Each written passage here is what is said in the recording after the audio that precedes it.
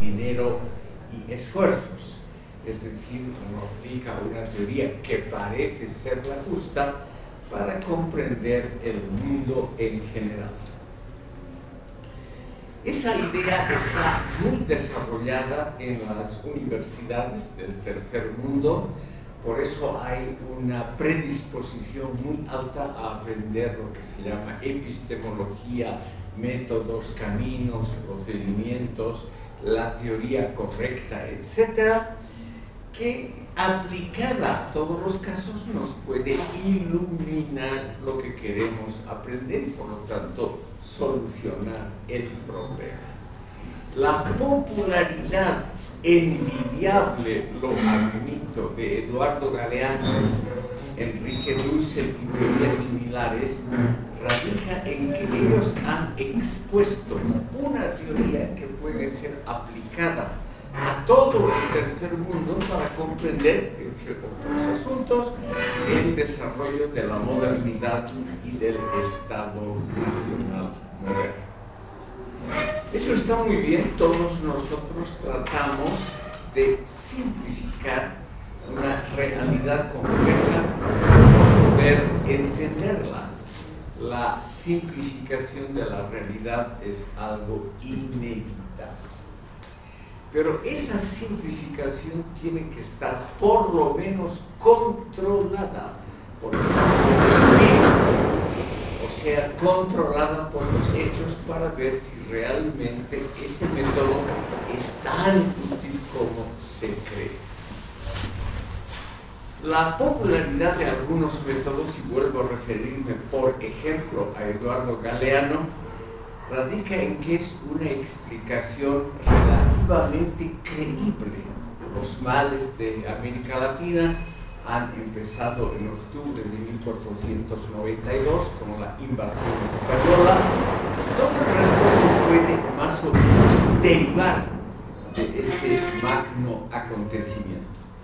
Digo que esta teoría es popular porque es congruente con los prejuicios que uno lleva desde la familia, la escuela, la formación cuando uno es muy joven y cuando uno es muy sensible a las influencias externas. Entonces, uno ve que hay sociedades que se han desarrollado más que otras y uno se hace la pregunta elementarísima: ¿no será que todos somos iguales y que estos, los ricos, los exitosos, los del norte, nos están robando algo?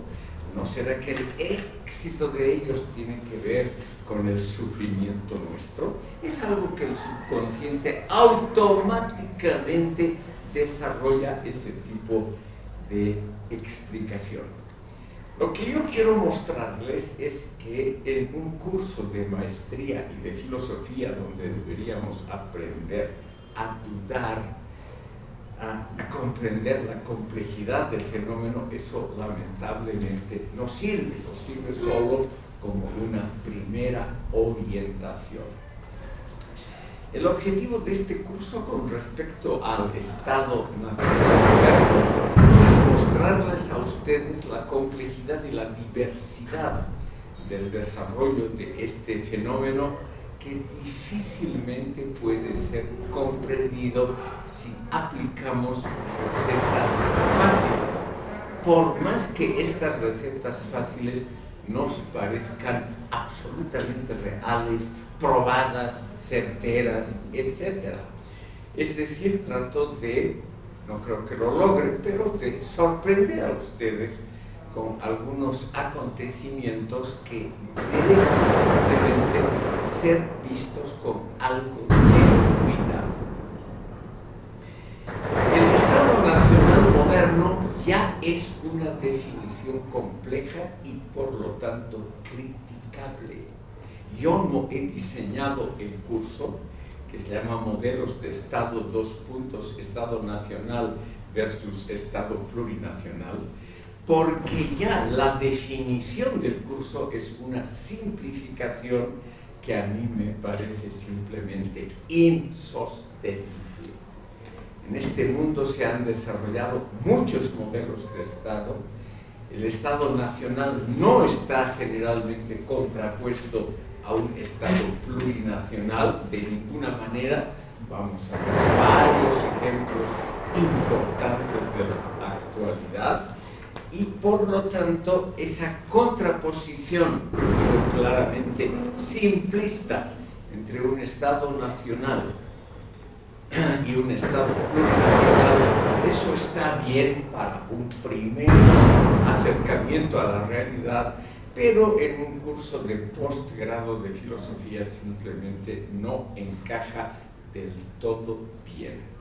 Nosotros lo que tenemos que aprender, viendo la universalidad del saber, o sea, no centrándonos como si fuese nuestro pequeño mundo, el ombligo del universo, es, estimado público, aprender a pensar en forma autónoma, como lo pedía Immanuel Kant en lo que les he citado en la primera sesión, en su famoso pequeño y breve ensayo ¿Qué es la ilustración? Porque aprender a pensar en forma autónoma significa desprendernos de autoridades, es decir, dejar atrás la edad infantil, que es la edad de las certezas, la edad de la felicidad, la edad naturalmente donde uno está contento con su familia, con el mundo, con su entorno, y por lo tanto cree que el mundo es algo armónico, fácilmente comprensible, y alcanzar en el campo del pensamiento la mayoría dejar atrás el infantilismo y aprender a pensar de forma autónoma, que siempre es algo desagradable. Entrando al tema propiamente dicho, estimado público, el Estado nacional moderno, como lo conocemos hoy, y los procesos de modernización que son adherentes a este Estado moderno, se los puede, entre muchos otros factores, reitero y subrayo, entre muchos otros factores, se los puede también poner en conexión con una serie de empates, o sea, sin vencedor claro, que ha ocurrido en la historia de Europa Occidental, justamente inmediatamente antes de que los países de Europa Occidental colonicen el mundo e inicien el mundo actual, el mundo más o menos interconectado entre sí. Esos empates, o sea, desarrollos históricos sin ganador, han sido extremadamente duros, o sea, han sido la consecuencia de guerras, de conflictos muy largos donde no ha habido un ganador. Ya les he mencionado que durante la Edad Media, durante siglos, hubo el conflicto entre el Sacro Imperio Romano Germánico y el papado. De ese conflicto no salió, ahora diríamos, por suerte, un ganador claro, sino lo que hubo es un empate entre la idea de una comunidad universal y la idea de imperios mundanos no sujetos a la autoridad papal, que se fundamentaban más o menos en etnias estables, circunscritas, como han sido los estados nacionales de Europa Occidental. Es un tema que ya lo hemos tratado. Le ha seguido ya en la plena modernidad, a partir de 1517, el muy largo conflicto entre protestantes y católicos. Aquí quiero solamente mencionar, estimado público, un hecho doloroso y terrible. Durante los siglos XVI y XVII, Europa Occidental fue presa de guerras extraordinariamente sangrientas, guerras brutales, porque estaban unidos a lo que ahora se puede llamar ideología, en esa época religión, o sea, la creencia de lo verdadero, de lo certero para comprender el mundo.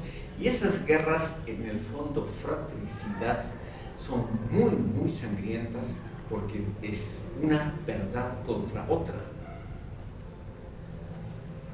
no solo un interés material contra otro, eso es negociable a veces, sino realmente una verdad contra otra. Y por lo tanto esas guerras en Alemania y en Francia, que fueron los dos campos de batalla, terminaron desangrando a las sociedades respectivas y no hubo un ganador claro.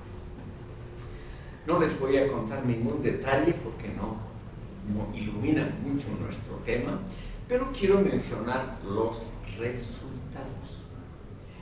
En la gran confrontación entre protestantes y católicos en territorio de lo que hoy es Alemania, se terminó con la llamada Confesión de Augsburgo de 1555.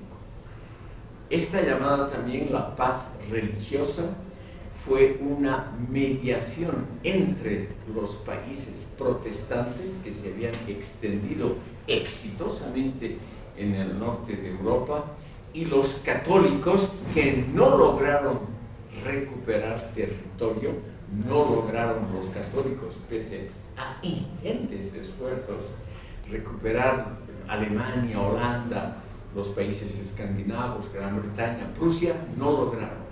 Pero los protestantes tampoco lograron conquistar del todo el mundo occidental. Este empate se refleja en las capitulaciones de la paz que se firmó en Augsburgo, donde muy claramente se dice lo siguiente como resumen: la religión no es una verdad absoluta porque hay varias.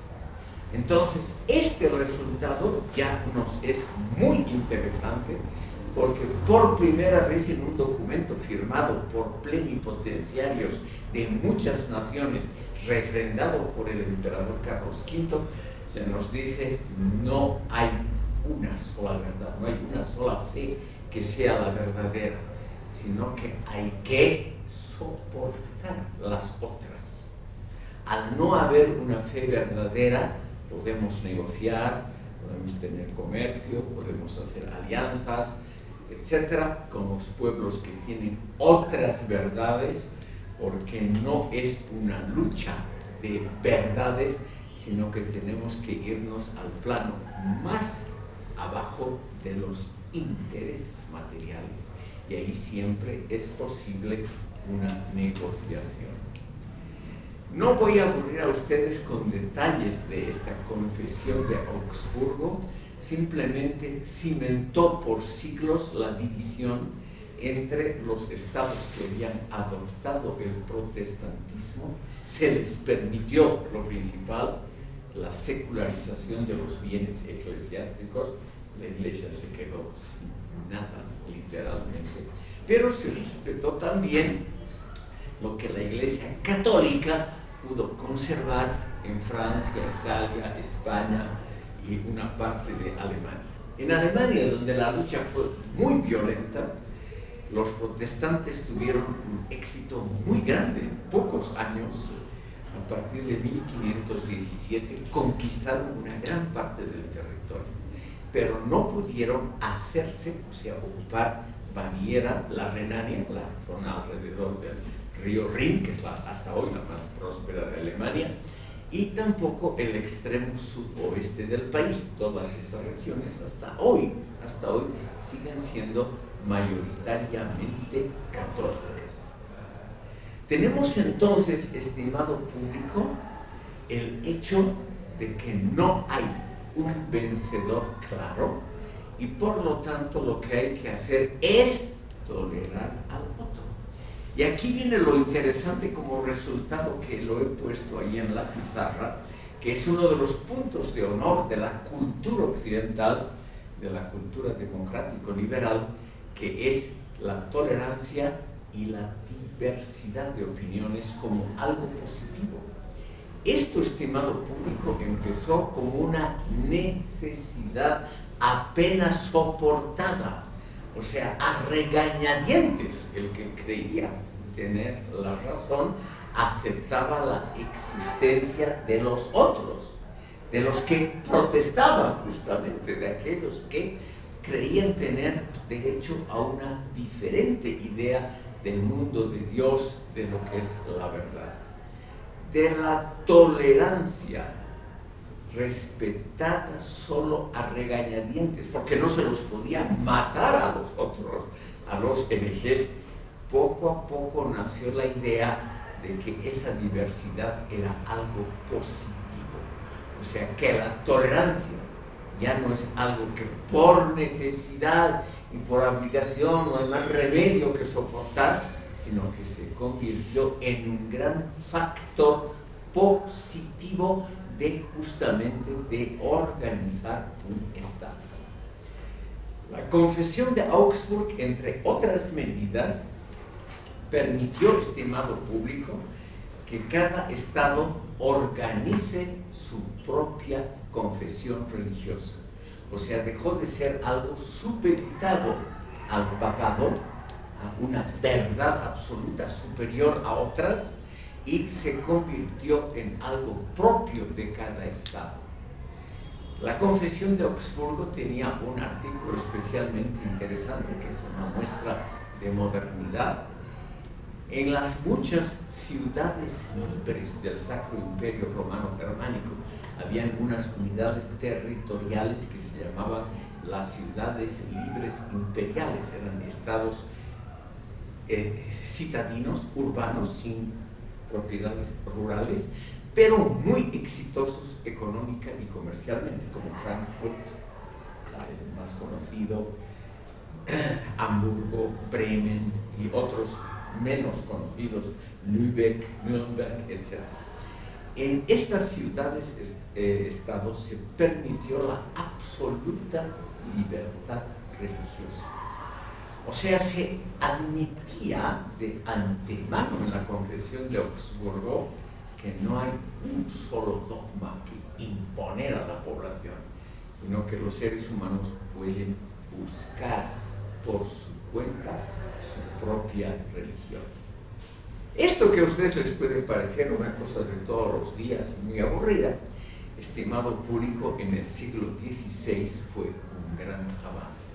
Hasta hoy, en el mundo islámico y en otras regiones, no existe esa libertad de que uno pueda elegir sin la coerción de arriba, puede elegir libremente su profesión religiosa.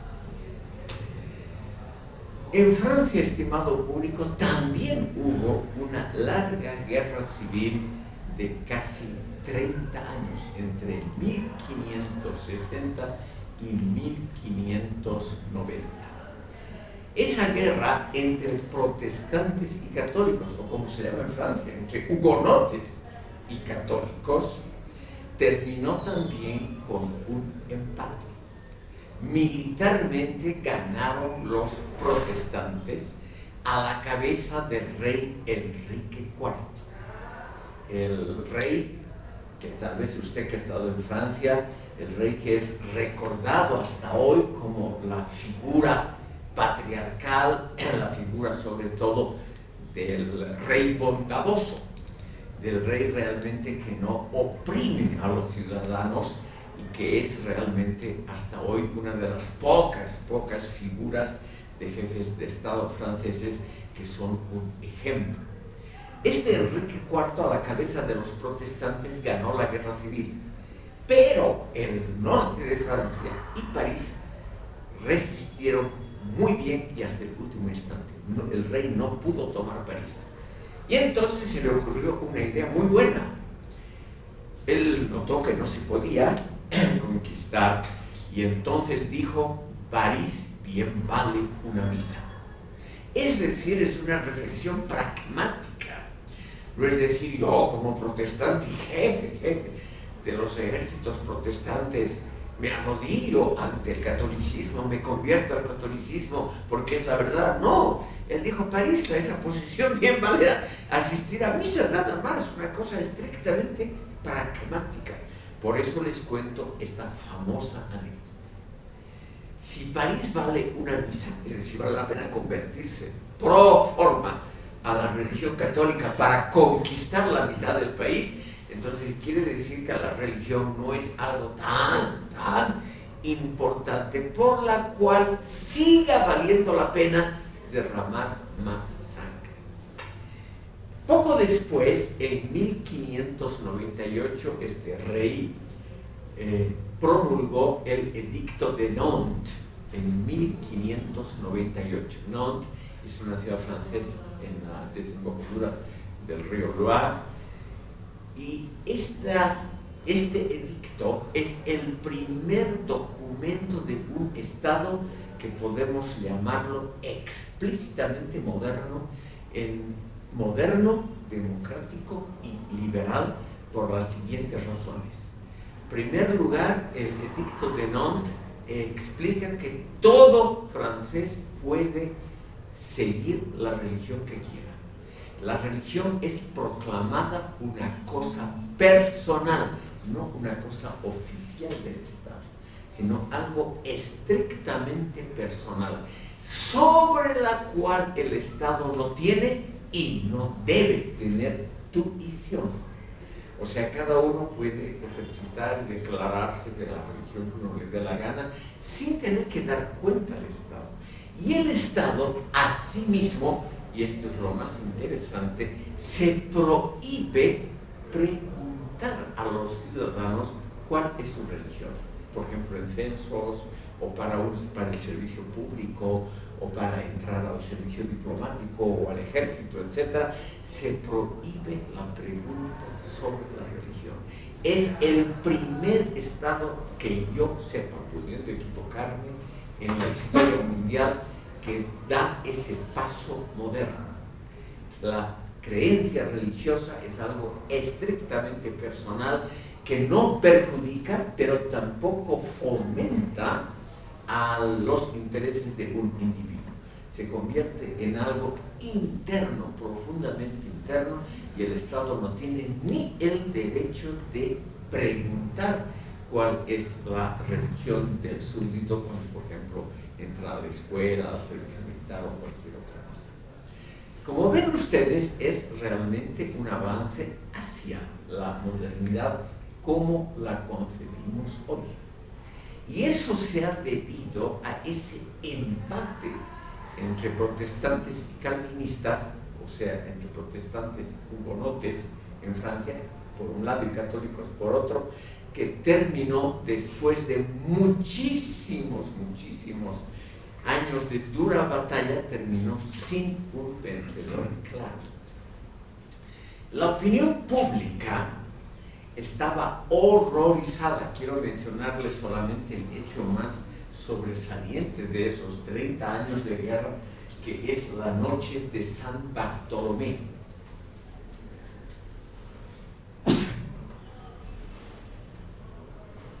Aprovechando el matrimonio, muchos años antes de lo que les estaba contando, entre justamente Enrique IV y la hija del rey precedente,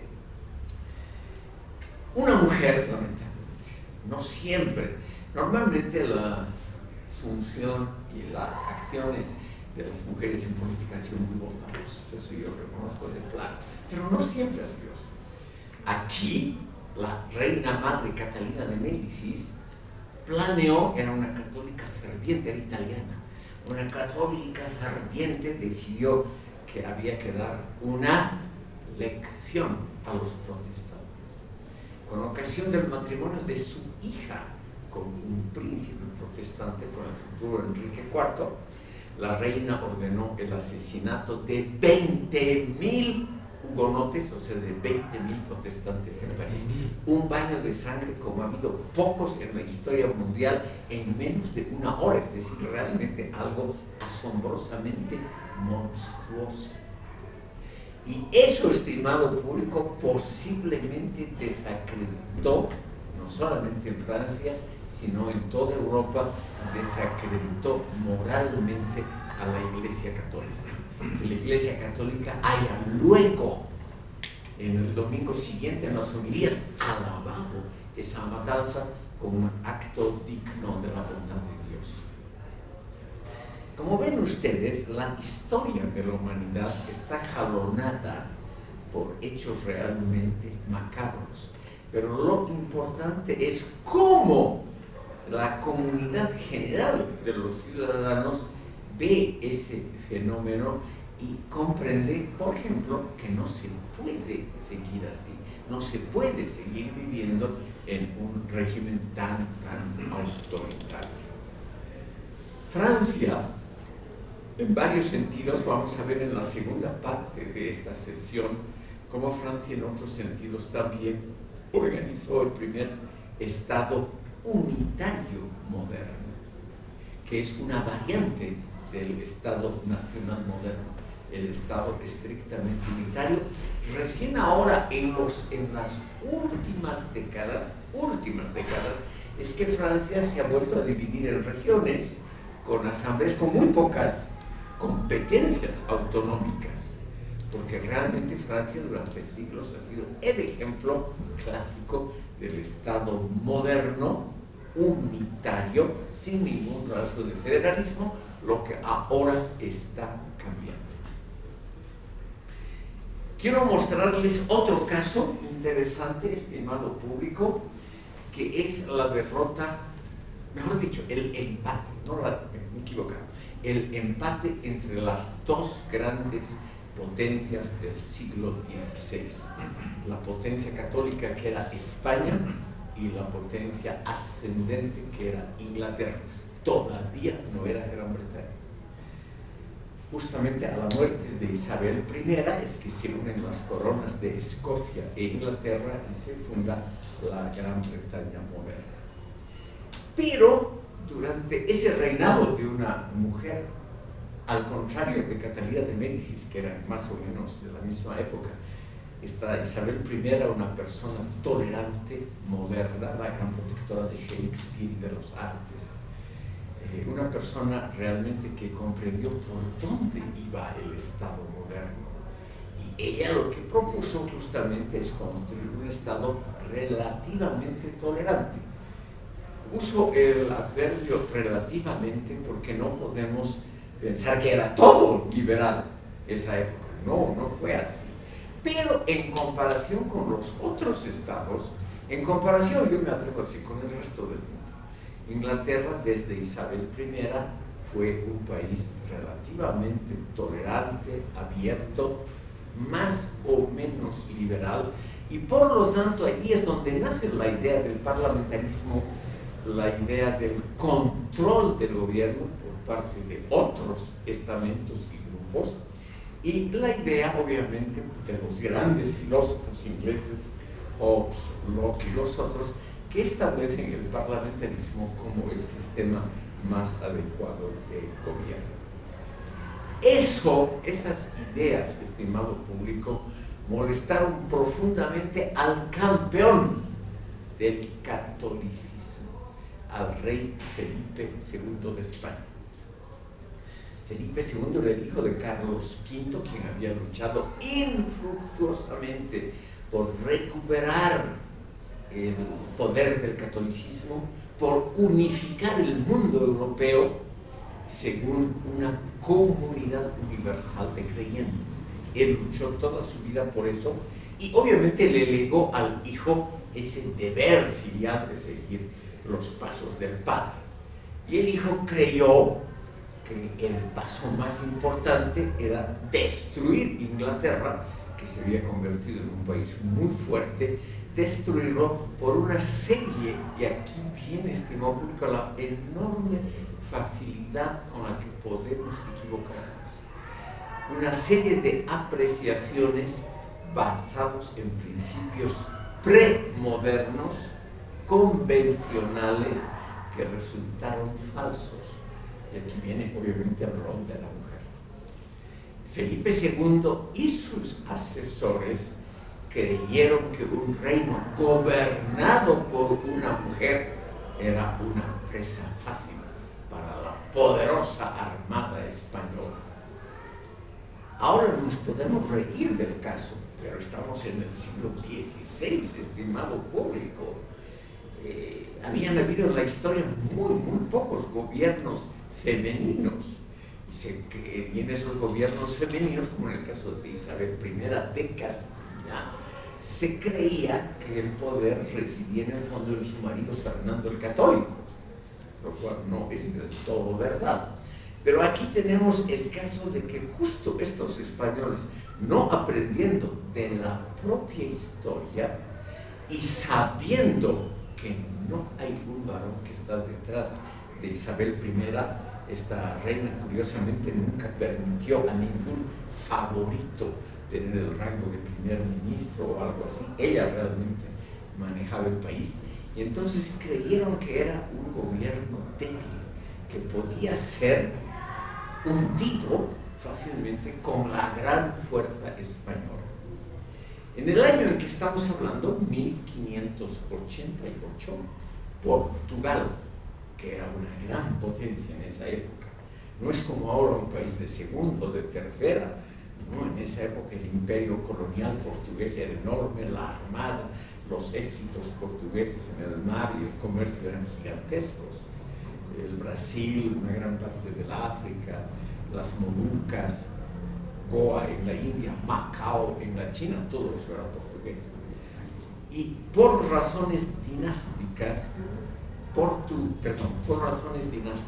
la corona portuguesa pasó legalmente a Felipe II, porque en una aventura realmente irracional, para que vean ustedes que también el irracionalismo es fuerte en la política, el rey portugués decidió conquistar el África, y era un chico joven que no entendía nada de cuestiones militares y se puso al frente de su ejército.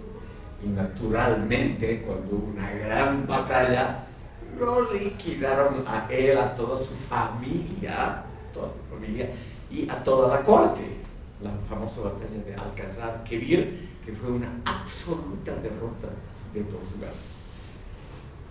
Felipe II, por su madre Isabel de Portugal, heredó el reino legalmente, y entonces Felipe II contaba con las fuerzas portuguesas, con la armada portuguesa y el ejército de ese país, y lanzó esa llamada de antemano, para que vean la arrogancia de los gobernantes, la Armada Invencible. Además, con la bendición papal, etcétera, etcétera, la armada salió de La Coruña y de Lisboa rumbo a Inglaterra, a conquistar ese país. Esa fue una típica empresa, una de las últimas medievales, mal planificada, hecha con mucho entusiasmo, con mucha emotividad. Después de décadas de derrotas, los católicos creían que ahora vamos a tener grandes victorias, ahora sí vamos a reconquistar Inglaterra, el país protestante más importante, y ahora sí vamos a asestar a estos herejes protestantes su merecido. Nada de eso ocurrió, estimado público. La Armada Invencible no logró ni siquiera tomar tierra en Inglaterra. Fue derrotada en alta mar y además se metió en una zona de tormentas, típico de los españoles, improvisaban, no sabían mucho de la... Sí, si se arma una expedición para atacar Inglaterra, que está entre el Atlántico y el Mar del Norte, lo normal es que se estudie un poquito de meteorología, cómo es el tiempo, va a llover, hay vientos, etc. Nada de eso. El valor, el machismo pleno. Ellos creyeron que además un enorme ejército, 50.000 personas en los barcos, ellos creyeron que eso y la ayuda de Dios era naturalmente lo absolutamente decisivo. Ni un solo barco pudo tomar tierra. Los ingleses y las tempestades destruyeron completamente a la armada inglesa. Pero, a la armada española, perdón, me equivoco, a la armada española. Pero ahora viene el empate. Los ingleses no pudieron conquistar ninguna ciudad española. Trataron de tomar Cádiz, trataron de tomar Cartagena de Indias y otras ciudades en el Nuevo Mundo. Todos esos esfuerzos fracasaron. Tal vez aquí no se sabe mucho, pero al final de la época colonial, Gran Bretaña trató de conquistar y ocupó 2 veces Buenos Aires sin éxito. O sea, tampoco los británicos pudieron aplastar totalmente a los españoles. Entonces, el resultado de todo esto, estimado público, es, por suerte para la historia, un empate, y un empate significa que hay que platicar, conversar con el que no nos gusta. O sea, hay que comerciar también con el que no nos gusta. Y poco a poco de esa tolerancia a regañadientes se pasa a ver la tolerancia como algo positivo y la diversidad, como se dice ahora aquí en Bolivia, como una riqueza de la nación. O sea, pasa de ser algo negativo a ser algo muy positivo. La diversidad como algo realmente agradable y fructífero para una nación.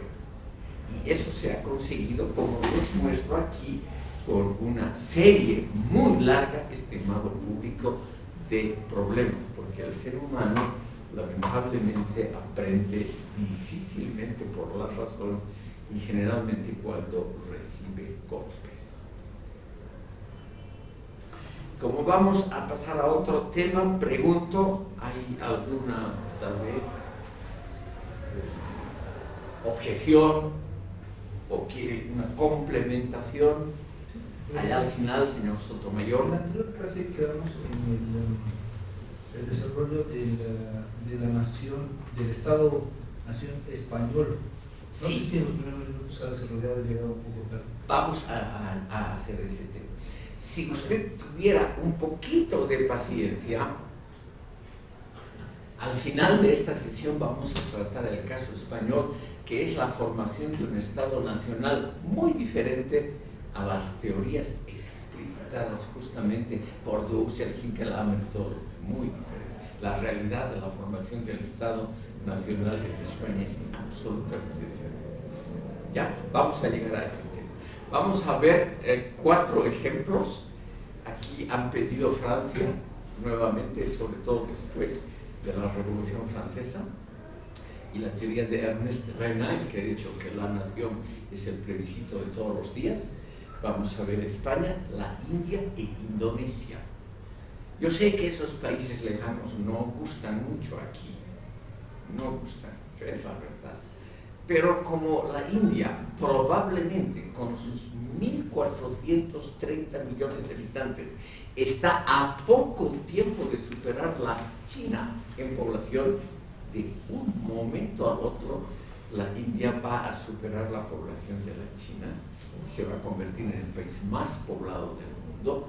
No estaría mal en un curso de filosofía tener una vaga idea de cómo se ha formado el Estado nacional en la India, que es también muy diferente a lo que uno puede imaginarse como formación de un Estado nacional. Y luego vamos a ver el cuarto país más poblado del mundo, después de China, India, Estados Unidos, viene Indonesia, país, me imagino aquí, completamente desconocido. Va a ser una cosa muy breve, pero van a ver que también ahí la formación del Estado nacional es muy diferente y muy dificultoso de comprenderla por teorías normalitas.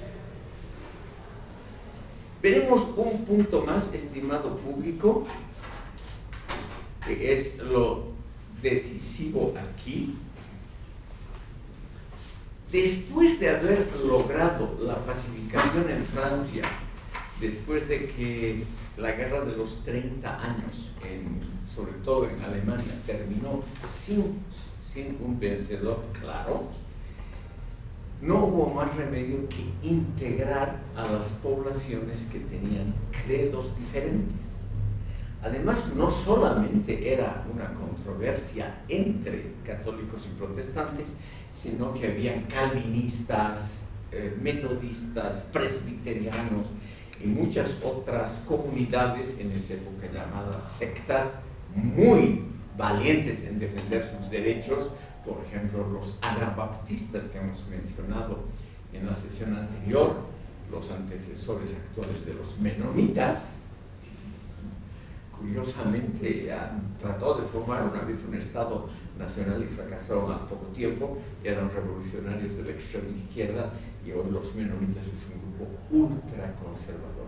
Y eso, estimado público, por eso lo mencioné, es lo normal en la historia universal.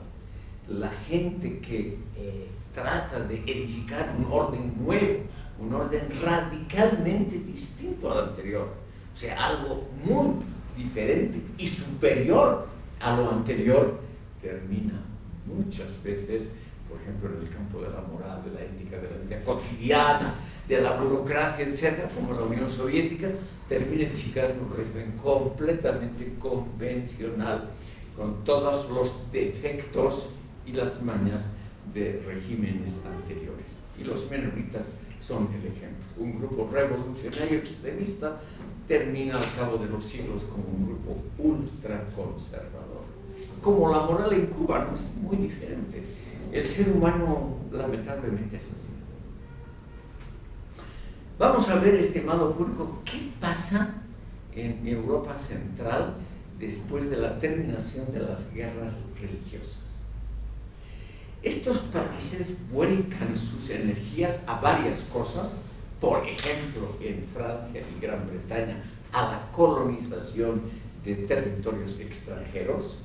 Esto es importante porque una parte del mundo, no toda, pero una parte del mundo, como lo conocemos hoy, ha sido colonizada por las potencias europeas, sobre todo por Gran Bretaña y Francia, después de que España hubo conquistado lo suyo, Portugal lo mismo, y allí no hubo un desarrollo notable, pero los ingleses y los franceses sí siguieron un método colonizador diferente, que tampoco puede ser explicitado fácilmente por esas teorías simplistas de creer que los malos son los colonizadores y los buenos los colonizados. Siempre la realidad es muy diversa.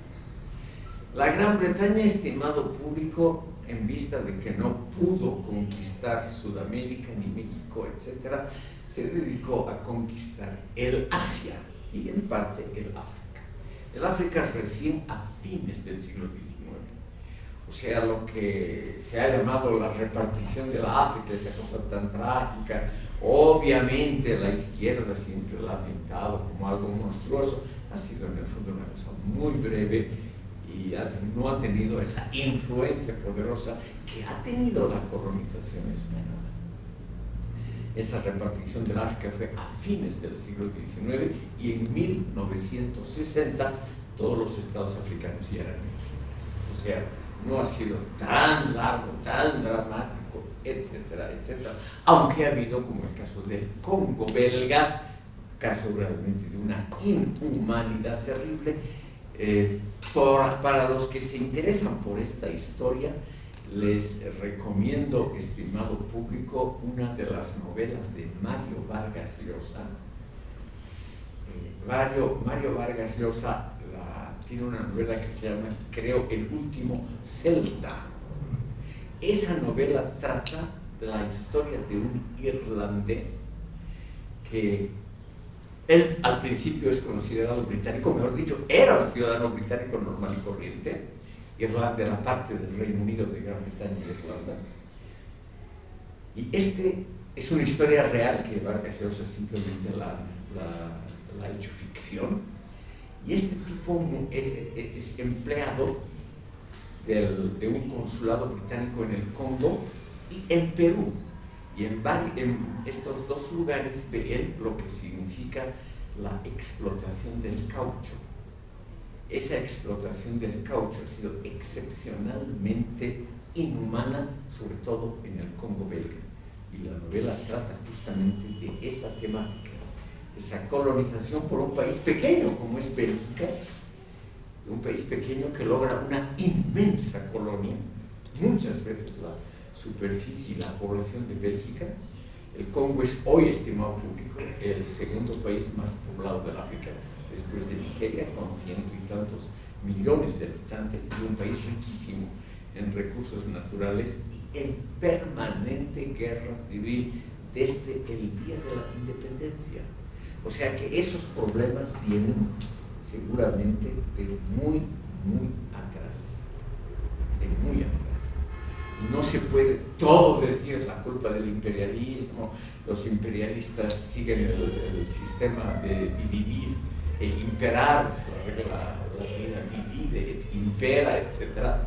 Eso, como vamos a ver en el caso de la India, no es verdad. La India, como es actualmente, es una creación del Imperio Británico. La India era un montón de estados soberanos en guerra entre sí, desunidos, que no tenían ninguna conciencia de pertenecer a algo que se podría llamar India.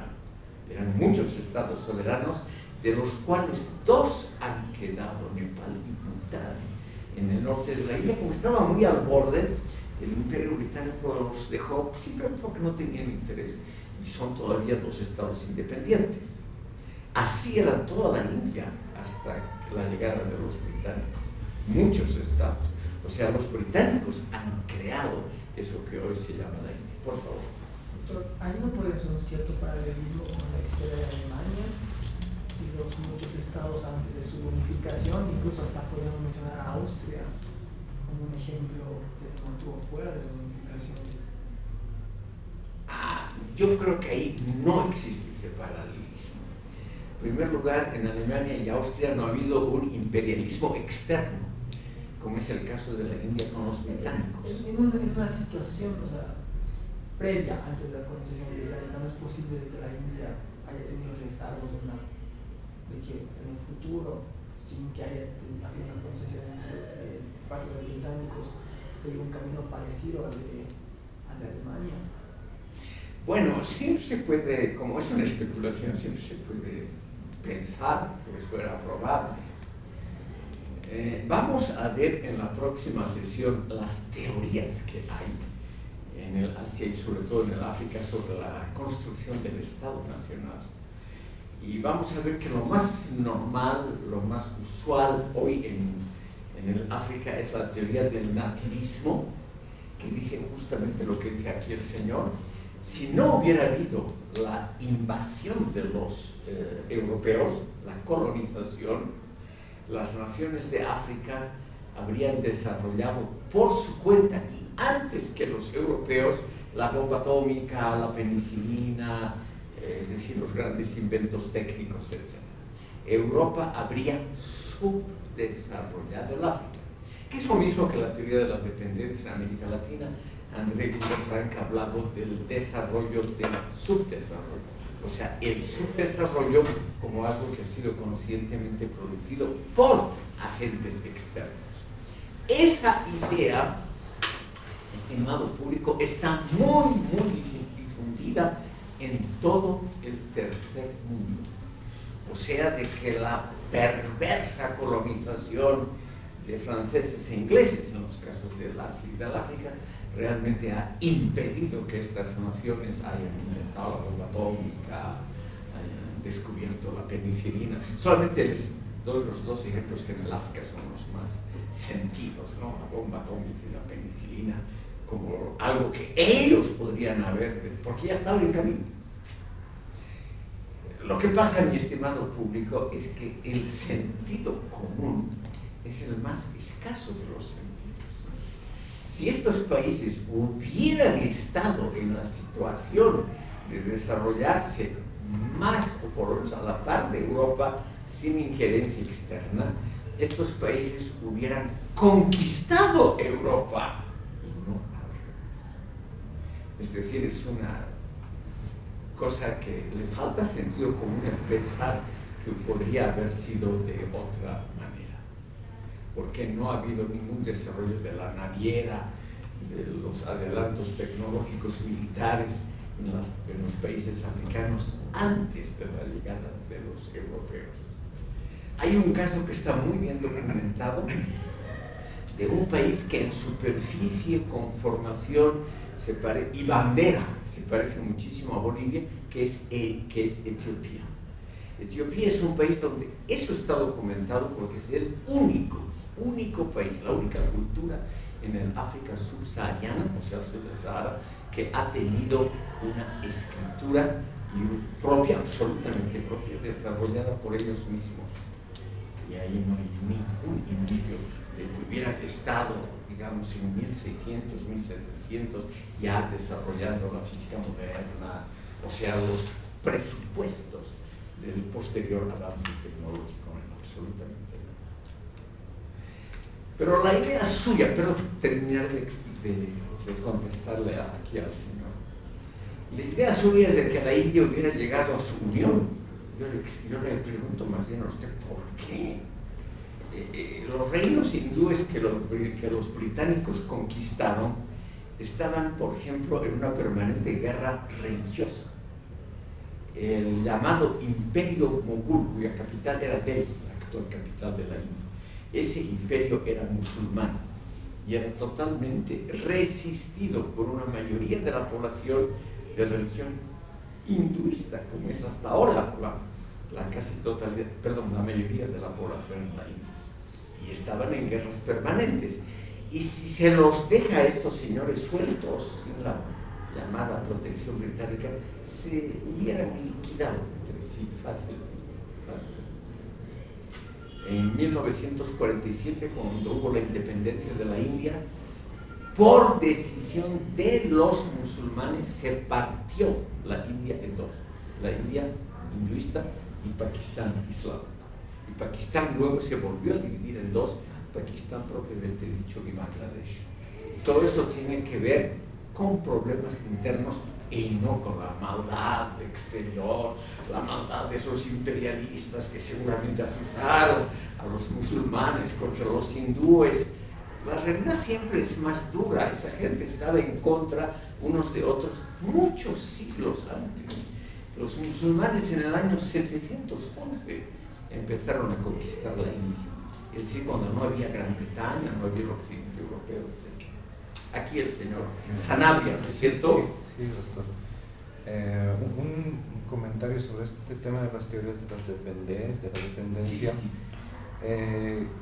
Una de las cosas que dicen estas teorías es que su desarrollo actual es resultado de una explotación histórica en la época de las colonias, pero la explotación es real, es decir, Europa colonizó muchos lugares del mundo y los explotó. Eso es innegable, creo. Sí. Ahora, es cierto que puede que no sea el único factor y que, muchos pueblos, incluso los incas no conocían la rueda, por ejemplo, etcétera, pero el resultado de esa explotación es que el desarrollo ya no ha sido algo aislado de cada estado y nación, sino que se ha creado, dice la teoría, un sistema en el cual unos han ocupado un lugar y los otros uno diferente, unos son explotados, los otros son los explotadores. Entonces, creo que eso, encaja bien con la historia, explica bastante la historia y explica en parte por lo menos su desarrollo, eso como comentario. Por otro lado, una consulta también. En el tema del Estado moderno, muchas veces se entiende que es un Estado-nación moderno, es decir, un Estado nacional.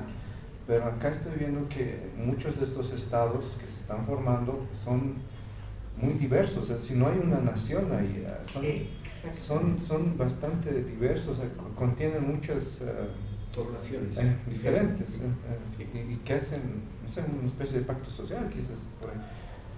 Y la pregunta es, pero esto también ocurría en la antigüedad, es decir, los imperios, los grandes imperios, muchos, no todos, daban cierta tolerancia a las costumbres, a las religiones, a sus poblaciones, y había especialmente, creo que las ciudades que dependían del comercio eran bastante tolerantes con poblaciones que llegaban de otros lugares, etc. ¿Qué diferencia existe entonces entre el Estado moderno en este aspecto de tolerar la diversidad con estas experiencias más antiguas, creo, de ciudades y algunos imperios que toleraban también la diversidad, que ni bien conquistaban un pueblo, dejaban que expresara sus culturas, costumbres, etc. Eso. Señor Sanabria, tiene usted razón, empezaremos por la segunda parte. En la antigüedad ha habido varios modelos de Estado muy tolerantes, con sus muy diferentes etnias, idiomas, costumbres y religiones. Los tres ejemplos más famosos son el Imperio Persa, un ejemplo de tolerancia, el Imperio de Alejandro Magno, que obligó, por ejemplo, a 10.000 soldados macedónicos a casarse con chicas persas, que él les elegía personalmente a los soldados. En esa época la elección amorosa o la idea romántica de tú me eliges a su media naranja, según la idea platónica, ese ideal que se reencuentra, eso no existía. Entonces, lo que se sabe con seguridad es que ninguno de los 10.000 soldados opuso resistencia a casarse con la mujer que Alejandro le había designado. Y el tercer caso es el Imperio Romano. Hasta hoy, una de las pocas edificaciones del imperio conservadas casi sin destrucción es el Panteón. Panteón significa en griego todos los dioses. Es un templo circular que tiene solamente una entrada de luz por arriba y de lluvia, claro. Cuando llueve es una construcción arquitectónicamente no muy buena, pero tiene nichos, tiene 365 nichos para estatuas de todos los dioses, lo cual es una muestra de esa tolerancia religiosa. En esa época la religión era la manifestación cultural más importante que usted menciona. Entonces vemos, y vamos a ver en los casos justamente de España, la India, Indonesia, que el Estado Nacional moderno no es de una sola etnia poderosa. Esa es una idea tal vez se ha formado en Alemania o en otras naciones, pero en general el Estado moderno es un Estado compuesto de muchas etnias. O sea, no es algo muy novedoso. En realidad, nación, que significa lo mismo que pueblo, es una denominación inexacta y a veces perturbadora de la verdadera situación. La mayoría de los estados nacionales son estados plurinacionales. Por eso es que yo al comienzo de esta sesión he criticado el título de este módulo, porque ese título, Estado nacional versus Estado plurinacional, simplemente no corresponde a la enorme pluralidad de fenómenos que se han dado en la historia. El primer punto, señor Sanabria, es muy interesante y lo vamos a tratar detalladamente. El señor Sanabria alude a varias teorías importantes, entre ellas Aníbal Quijano y otros pensadores que han reconstruido la historia económico-social de América Latina, también en el África, y lo mismo Samir Amin, el gran economista egipcio, ha hecho lo mismo para el África, y también economistas e historiadores en la India. Esas teorías postcoloniales en la India donde se han originado son muy fuertes, que muestran lo que usted ha descrito muy bien en pocas palabras, la distribución de las funciones económicas. Los unos producen lo que los otros necesitan y no necesariamente lo que uno realmente necesita. Esa idea de la distribución colonial de tareas realmente ha existido. Pero eso ha existido durante toda la historia humana. Es decir, no es algo tan privativo de la modernidad europea. Le quiero dar un ejemplo muy famoso y muy conocido que tiene que ver justamente con el Imperio Romano. En el Imperio Romano había algunas provincias que derivaban su prosperidad, su riqueza, justamente de una división del trabajo. La provincia que se llamaba África Consular, que es lo que hoy es más o menos una parte de Argelia y todo lo que hoy es Tunisia, y Egipto, eran provincias dedicadas a la producción de cereales, porque los suelos eran muy buenos para eso, había una tradición milenaria de producción de cereales y lo hacían muy bien y a costos muy bajos. Y como el Mediterráneo es relativamente pequeño, se podía transportar esos granos por barco a las regiones del norte, que es donde se consumía. Pero como eso era la actividad normal durante milenios en Egipto a nadie se le ocurrió la idea de que era una división del trabajo planificada perversamente por los romanos para mantener en la dependencia a los egipcios y para que estén subdesarrollados por el resto de la existencia, sino que debido a la diversidad de climas, diversidad de condiciones de arranque del desarrollo histórico, casi todos los países del mundo son muy diferentes entre sí y en forma más o menos espontánea se dedican a producir lo mejor que pueden, como Bolivia en la producción de plata en la colonia.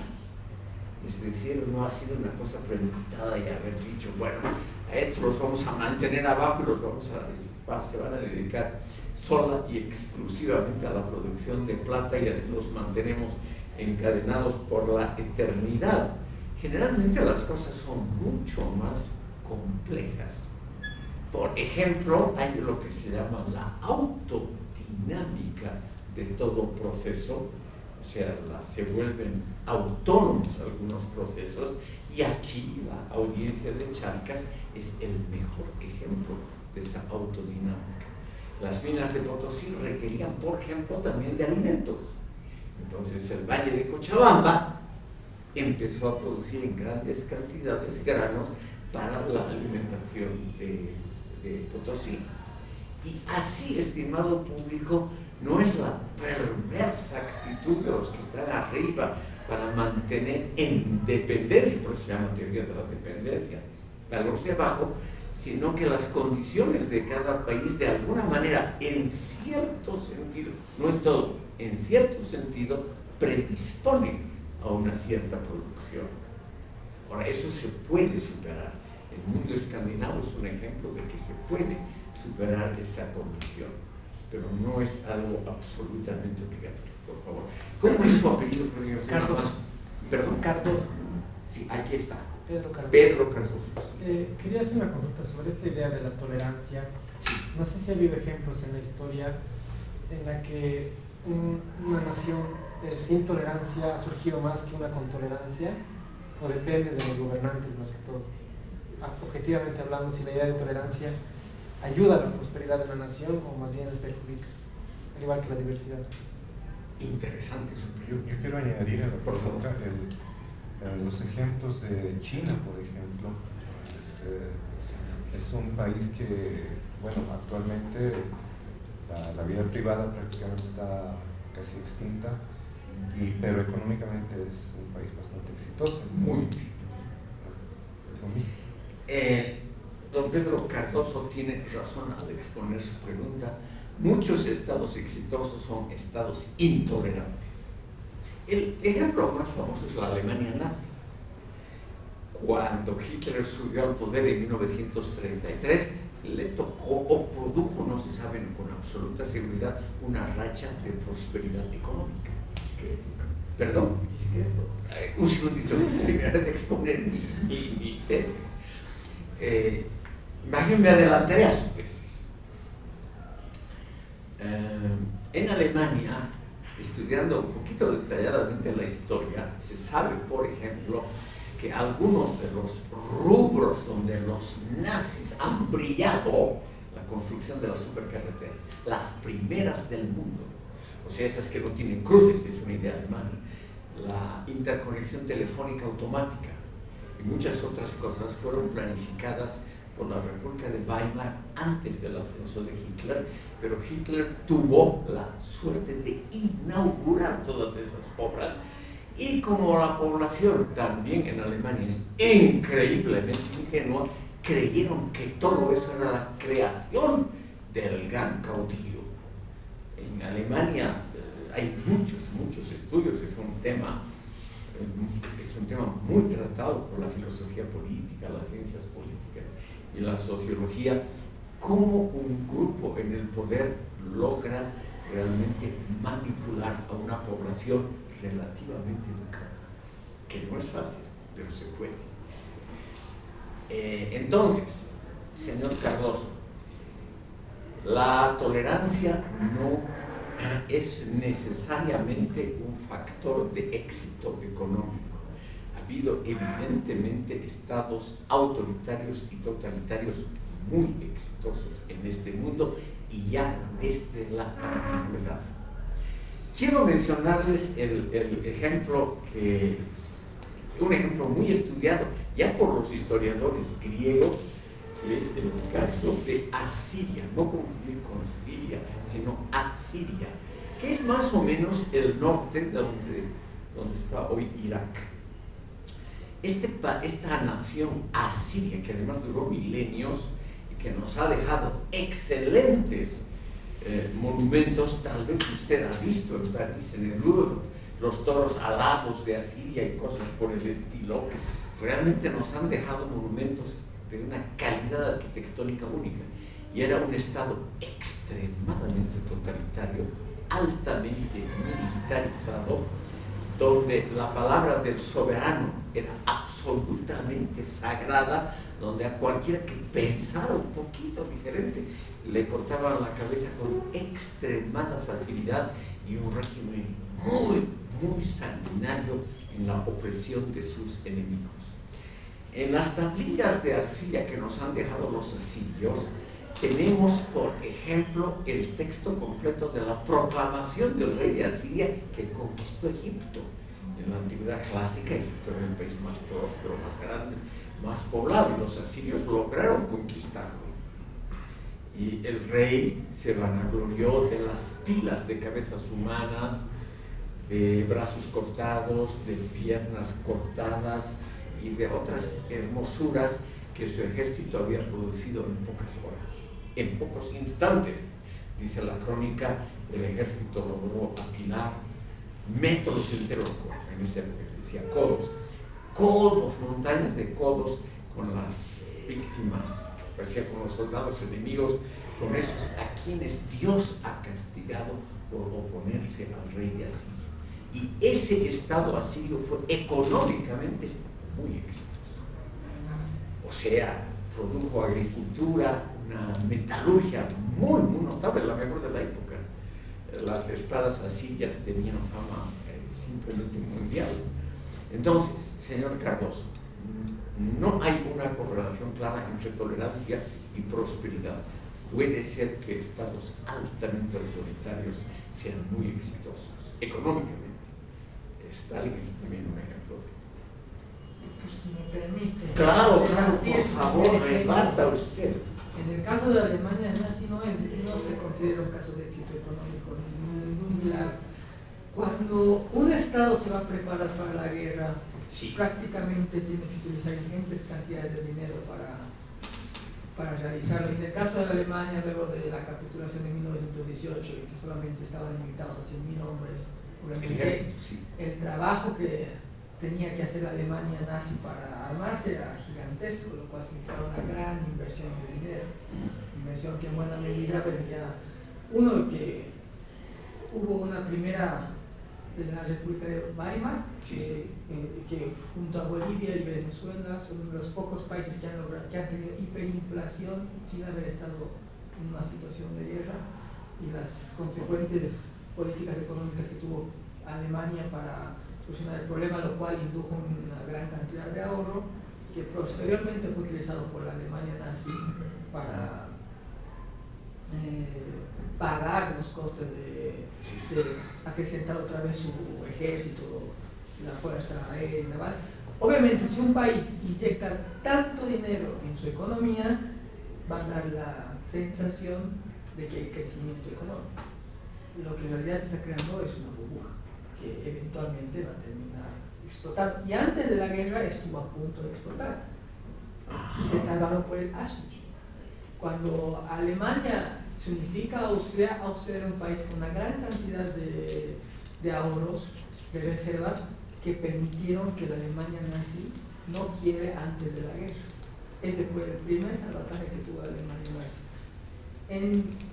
Según los números, si la Alemania nazi hubiera continuado, o sea, no hubiera sido más allá de la Segunda Guerra Mundial, incluso si hubiera habido Guerra Mundial, eventualmente es muy probable que haya terminado teniendo la misma suerte que la Unión Soviética, que hubiera terminado en un desquelaje interno. Por ejemplo, incluso hoy en día, cuando se habla de la Unión Soviética, muchos hablan de su industrialización y demás, que ha logrado sus grandes logros, que, bueno, obviamente, como en el caso de la bomba atómica, mi estimado.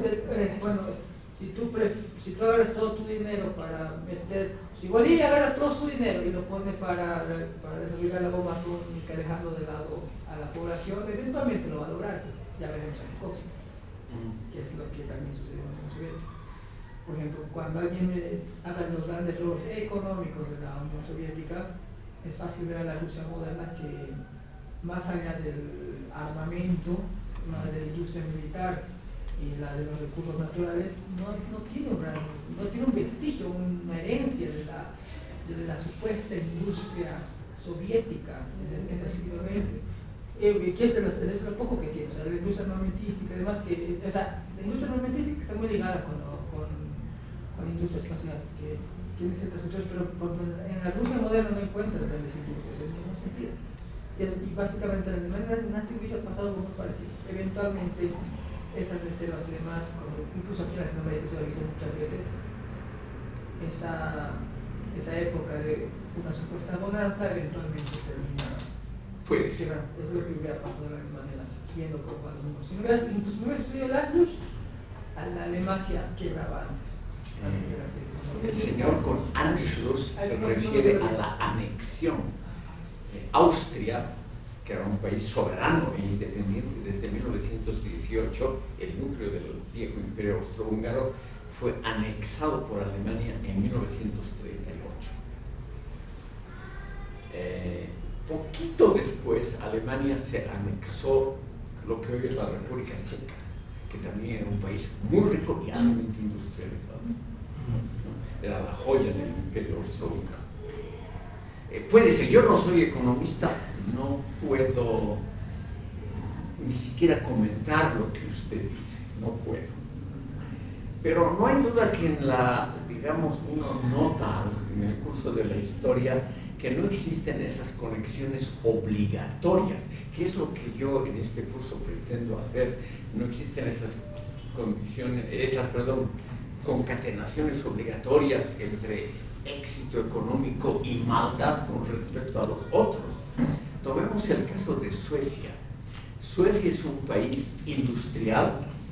A ver, usted que es economista, creo que producen camiones muy usados aquí en Bolivia. Volvo. Y luego hacer un telecomunicaciones en su momento. Ericsson, ¿no es cierto? Nokia fue finlandesa. Perdón. Nokia finlandesa, pero incluso lograron IKEA, que es una gran transnacional que comenzó siendo solamente una empresa para cortar madera y de la gran mueblería de todo el mundo. Sí. Y otra cosa que tal vez no se conoce mucho aquí, porque está en decadencia, ustedes seguramente ya no han conocido o no conocen el periódico en papel. Ustedes leen en sus celulares las noticias, si es que no gusta. Antes los periódicos se imprimían en papel, todavía algunos se imprimen así. Ese papel, en gran parte en el mundo entero, viene de Suecia y Finlandia. Son los dos grandes productores mundiales de papel. Y sin embargo, esos dos países, Suecia y Finlandia, nunca han tenido una colonia. Nunca han explotado colonias en ultramar, ni absolutamente nada similar. Entonces, es complicado. El problema es el siguiente, estimado público, lo digo en forma muy clara. La teoría de la dependencia deriva su éxito, es decir, su difusión, el hecho de que muchísima gente cree que algo de eso es verdad, de que son explicaciones fácilmente comprensibles. Y eso en la realidad siempre es mucho más complicado. Por eso me parece interesante lo que usted dice. Yo he estudiado en Alemania y naturalmente en mi época estudiantil había en el campo universitario, no en la sociedad, había una crítica muy dura al régimen nazi, a las teorías que lo apoyaban, etcétera, etcétera. Y he tenido que ver en mis estudios un montón de documentales y ahí se notaba realmente, por ejemplo, hasta el inicio de la guerra en septiembre de 1939, una prosperidad que crecía cada día. Cada día Alemania exportaba más sus industrias, por ejemplo, aviones, que ahora Alemania produce solo en conjunción con Francia y Gran Bretaña del Airbus, ¿no? Pero Alemania tenía sus Junker y otros aviones que, por ejemplo, aquí han servido en la guerra del Chaco. Lo que yo he visto es que la prosperidad económica, por lo menos en los noticiosos, en esas cosas, crecía de año en año en la época nazi, y por eso el apoyo irrestricto aquí entre la gente. Sí, el apoyo era inmenso, eso no hay duda. Como Chávez en Venezuela. ¿Perdón? Como Chávez en Venezuela. Sí, claro. Esos dictadores tienen la inmensa suerte de ser muy, muy populares. Esas figuras paternales que señalan con el dedo así, que señalan a dónde va el mundo, eso siempre gusta mucho. Ay, doctor, una preguntita. Dígame. Aprovechando esa palabra que acaba de decir paternal, Sí. alejándonos de las teorías que ponen a las colonias en una posición victimista frente a un colonizador, ¿hay alguna teoría que en vez de plantear el victimismo de la colonia, por así ataque el paternalismo de los colonizadores en el sentido, por ejemplo, en lo que usted mencionaba y con los ejemplos que nos dio? Por ejemplo, en el caso de protestantes y católicos que llegan a un empate después de conflictos bélicos, un montón de asesinatos, no es probable, tal vez sí, tal vez no, voy a equivocarme utilizando su frase, en la India no hubiera terminado, por ejemplo, sucediendo algo parecido entre musulmanes e indios, que tal vez era inevitable, como usted mismo dice, debido a los largos años de conflicto que ya tienen estas tribus, que eventualmente... Estas culturas, por favor, no diga usted tribus. Estamos en una época en que hay una dictadura terminológica. No se puede utilizar hoy la palabra tribu porque suena mal. Etnia, cultura o algo así. Pero en el sentido que, pues, eventualmente Pakistán y la India entraron en guerra, tuvieron 3-4 guerras, si no me equivoco. Sí. Entonces, La India ganó casi todas. era inevitable que esto iba a suceder. Pero si no hubiera sido por Inglaterra, que asumiendo una posición paternalista en pos de evitar que los hermanitos se peleen, Sí. supuestamente haciendo lo benevolente, no terminó haciendo más daño de lo que es, evitando un desarrollo histórico que, bueno, ahora se considera de cierta manera cíclico. La historia termina siendo cíclica, no hizo un daño en su intento de hacer bien, que es incluso lo que muchas veces critica es lo que es en África, ¿no? Esas ayudas europeas que llegan en grandes cantidades al África en pos de ayudar a sus ex colonias y demás, pero que termina haciendo muchas veces matar la industria porque no pueden competir contra las ayudas europeas, lo cual esa benevolencia que a veces es más daño que bien. Puede ser que sí, pero no conozco. Lo que ha habido durante siglos es una propaganda, no teoría, una propaganda gubernamental muy favorable a la actitud, como usted lo ha dicho, con ese término benefactora, sobre todo de Francia y Gran Bretaña con respecto a las colonias. Yo he vivido en Alemania, pero he visto también, yo tuve un profesor muy bueno, especialista en el colonialismo africano británico, y él nos mostró un montón, por ejemplo, de noticiosos populares, blanco y negro, hasta 1947, hasta la independencia de la India, donde al gobierno británico en la India era un virrey el que gobernaba la India en nombre del monarca inglés. Se mostraba lo benéfico que era el gobierno hindú, el gobierno británico en la India. Había construido ferrocarriles, es la segunda red más amplia del mundo, la red ferrocarrilera hindú, que funciona hoy todavía perfectamente. Luego habían construido caminos, telégrafos, hospitales, cosas que aparentemente había muy poco antes de la invasión británica. Y lo mismo, usted que ha vivido en Francia, lo mismo he visto yo con respecto a las colonias africanas. Yo tuve que trabajar para una fundación alemana en Senegal, que fue colonia francesa. Y ahí he visto mucha propaganda en favor de esa benevolencia de Francia, que había unido a las muchas tribus en guerra en Senegal y les había dado la idea de un Estado nacional. Todo eso es altamente controvertido, realmente. Señor. Enlazando con la reflexión Sí. de Esteban, tengo una duda. O sea, cuando usted pone los rasgos del Estado moderno, además de esos deseos, saber si tiene que ver con la movilidad social meritocrática, entonces, en torno a su exposición, lo que me llamó la atención es justamente en torno a la colonia británica, que la Constitución, ¿no? que realizó la creación, ¿no? del Estado hindú, o sea, como creación británica. Entonces me llama la atención si es que fuera un rasgo también del Estado moderno la movilidad social en torno a la meritocracia, ¿por qué entonces esos valores no se han establecido en la India? Porque entiendo que hasta el día de hoy son sociedades, son castas que no tienen movilidad social. Por ejemplo, si uno es intocable, va a morir intocable, y entiendo que no hay una relación con las otras castas jerárquicas piramidales que existen, ¿no? En los hindúes. Entonces, ¿por qué en esta constitución del Estado esto ha quedado? ¿Por qué existe hasta el día de hoy, ¿no? Las castas y es inamovible? Me parece que ese no es un valor moderno, ¿no? Señora, es una temática muy complicada la que usted aquí nos pone a discutir.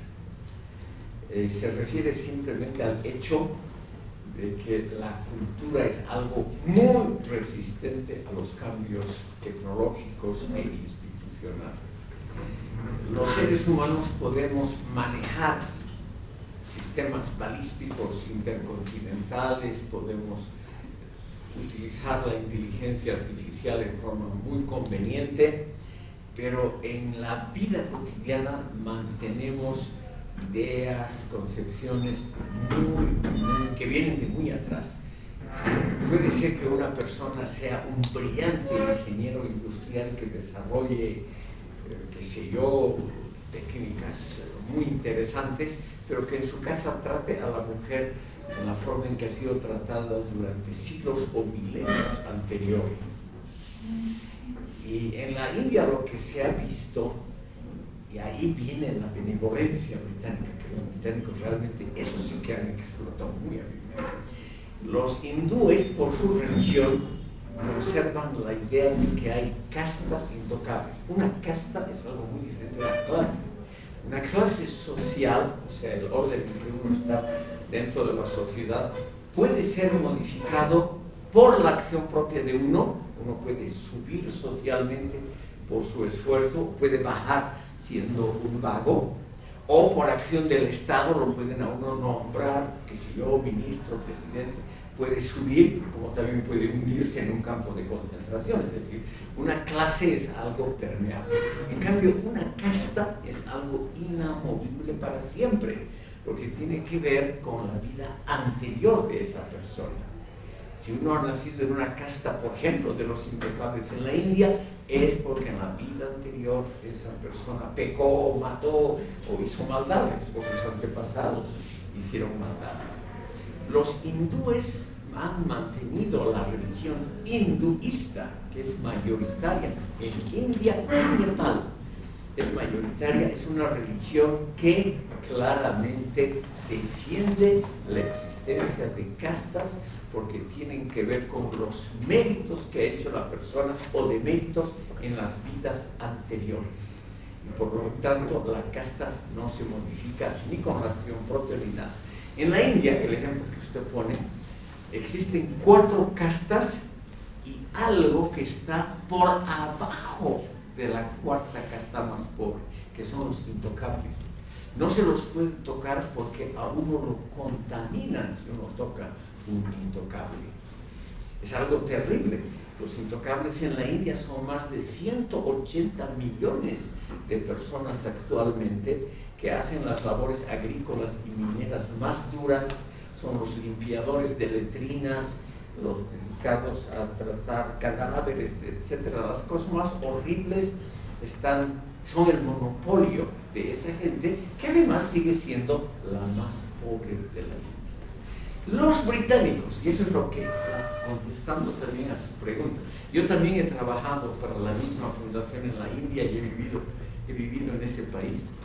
Los británicos han hecho una enorme autopropaganda relativamente exitosa para demostrar que ellos han traído la civilización a la India, porque ellos han tratado de romper las castas.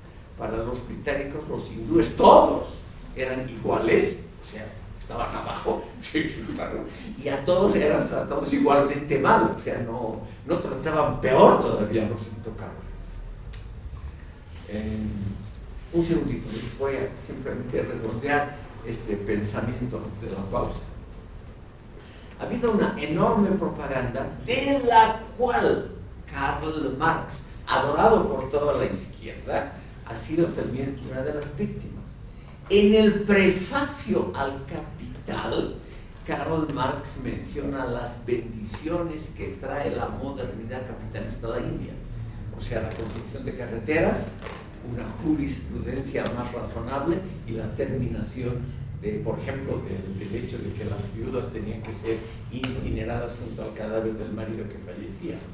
Los británicos se han considerado, y Marx ha compartido esa idea, ha compartido la idea de que en la India ha sido favorable al progreso de los propios hindúes la dominación británica. Obviamente uno puede estar de acuerdo o no con la idea, pero según Marx, lo que han hecho los británicos en la India ha sido una labor de civilización en favor de los propios hindúes. Les han dado igualdad jurídica, por un lado, y por otro lado les han enseñado lo que son ferrocarriles, el mundo moderno, etc. Ahora, en la India, estimado público, se nota hasta hoy la enorme influencia de la cultura británica. La India, vamos a verlo en la segunda mitad de la sesión, es un país federal con 28 estados y 28 lenguas oficiales. ¿A que no saben ustedes en qué idioma se debate en el Parlamento en Delhi? Obviamente en inglés, porque no se pueden poner de acuerdo en qué idioma nacional propio de ellos se van a entender. Porque además los idiomas del sur de la India, los idiomas dravídicos como el tamil, tienen raíces y construcciones gramaticales totalmente diferentes a los idiomas del norte, como el hindi y el urdu, que están emparentados con los idiomas europeos. Se llaman indoeuropeos esos idiomas del norte. Y son los dos, a su vez, totalmente diferentes del bengalí en el este de la India, que se parece mucho al birmano, al malayo, a los idiomas ya del Asia sudoriental. En el Parlamento hindú, en el mundo de los negocios, en la alta tecnología, son grandes exportadores, ustedes saben de tecnología cibernética, los hindúes, todo eso ocurre en inglés.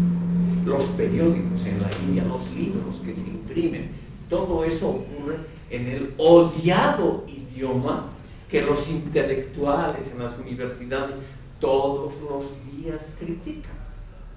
Vamos a ver esas teorías llamadas de la postcolonialidad, Spivak, Chakrabarty y muchos otros que aquí son muy populares. Silvia Rivera Cusicán, que ha editado un volumen con esos pensadores y pensadoras hindúes, y realmente todos ellos cada día protestan contra el colonialismo británico, pero lo hacen en el idioma del conquistador, usando los métodos del conquistador y citando autores como Marx, que provienen de esa odiada cultura occidental. Mi pregunta justamente es en referencia de lo que acaba de mencionar. Como usted ha estudiado a Vishal Chakrabarty, uno de los expositores de las teorías postcoloniales, justamente en curiosidades, ¿qué dice él en referencia, por ejemplo, a la cuestión de las castas? Si bien hemos hablado contra Occidente y en el orden, la explotación, pero ¿qué dicen ellos en torno a, por ejemplo, que una intocable solamente puede lavar ruinas o puede estar destinada a los trabajos mineros? O sea, estas teorías postcoloniales, ¿qué dicen de Le voy a anotar dos nombres para que vea usted lo complicado que es hacer ciencias sociales, porque siempre tiene muchas sorpresas. Ella menciona a Dipesh Chakrabarti.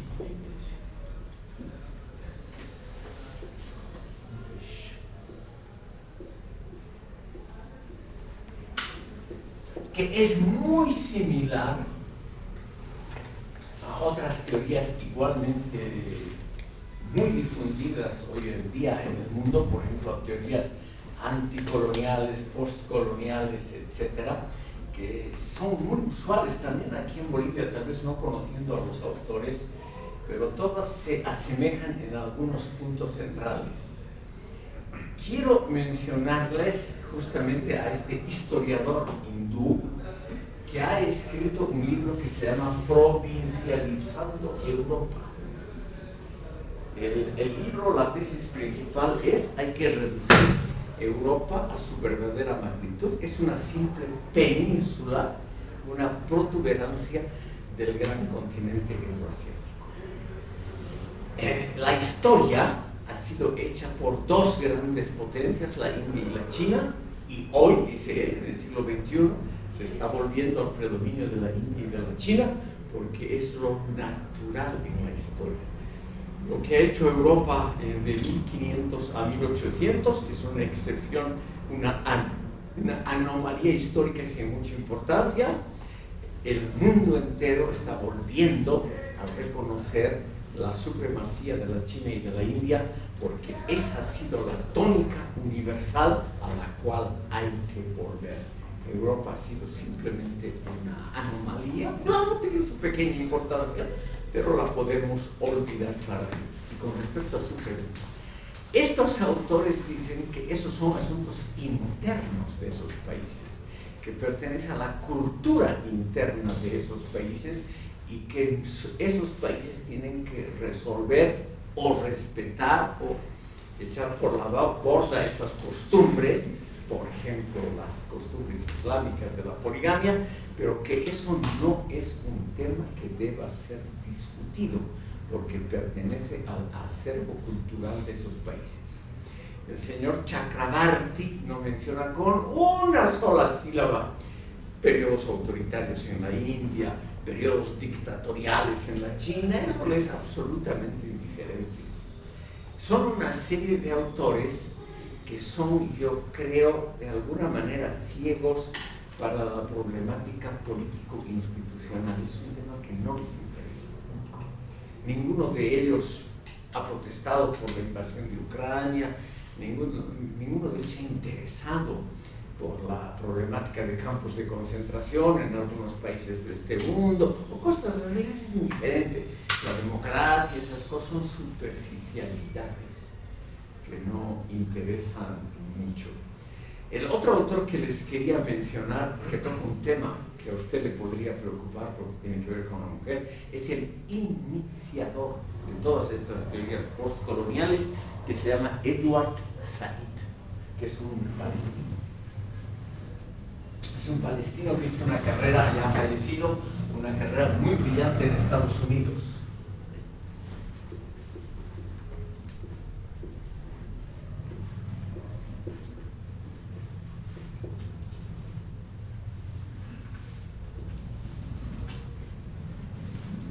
Edward Said, en su libro que se llama Orientalismo, que es la Biblia de los estudios postcoloniales, dice taxativamente, refiriéndose a la poligamia, es un asunto menor que no acredita, que no merece ninguna discusión, porque es un problema familiar que a nosotros lo vamos a resolver sin la intervención, sin que los estados occidentales se inmiscuyan en nuestra cultura íntima.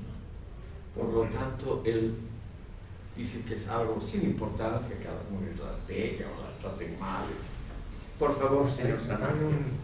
Me da la impresión de que muchas de las teorías de la dependencia busca el aislamiento de cada pueblo, es decir, la negación o renegar del sistema económico de interconexiones, que posiblemente sea injusto, pero al mismo tiempo, al aislarse, reniega también o rechaza derechos humanos, el progreso de la mujer, etc. Son inventos occidentales. Exacto. Tiene usted totalmente razón. Y en ese sentido, por ejemplo, tratar de preguntarse o buscar la posibilidad de, o acusar al imperialismo de que cierto país no se ha desarrollado significa buscar la posibilidad de aislarse más cada vez, de cerrarse más y evitar la injerencia de otros pueblos. Tiene usted razón, señor Sanabria. En general son teorías anticosmopolitas. Son teorías en el fondo nacionalistas que defienden el acervo propio. Y lamentablemente el acervo propio, lo propio a veces, como toda obra humana, contiene elementos no muy agradables, como la poligamia, el maltrato a las mujeres, la falta de derechos humanos, etc. Eso es verdad. Chicos, haremos aquí un descanso pedagógico.